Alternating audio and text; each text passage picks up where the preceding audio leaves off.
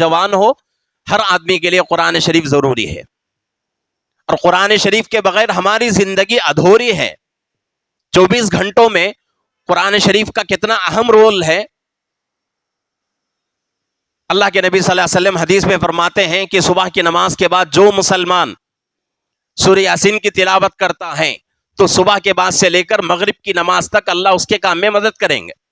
مغرب کی نماز کے بعد جو مسلمان سورہ یاسین کی تلاوت کرتا ہے تو مغرب کے بعد سے لے کر صبح کی نماز تک اللہ اس کی مدد کرتے رہیں گے۔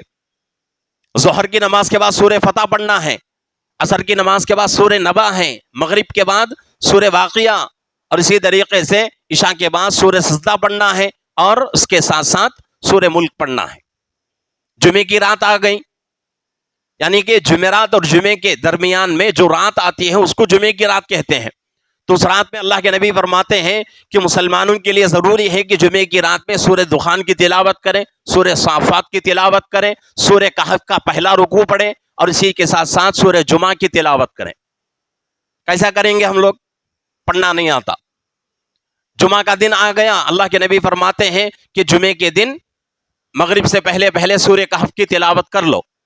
کرنے سے فائدہ کیا ہوگا؟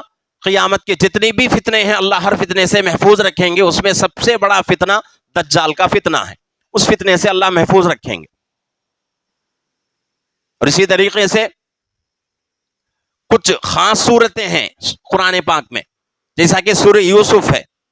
سورہ یوسف، اس کی فضیلت یہ ہے کہ کوئی آدمی بیمار ہو گیا یا کوئی کام نہیں ہو رہا ہے، اگر کوئی مسلمان سورہ یوسف کو پابندی سے کچھ دن پڑھے گا تو اللہ اس کی مدد کریں گے۔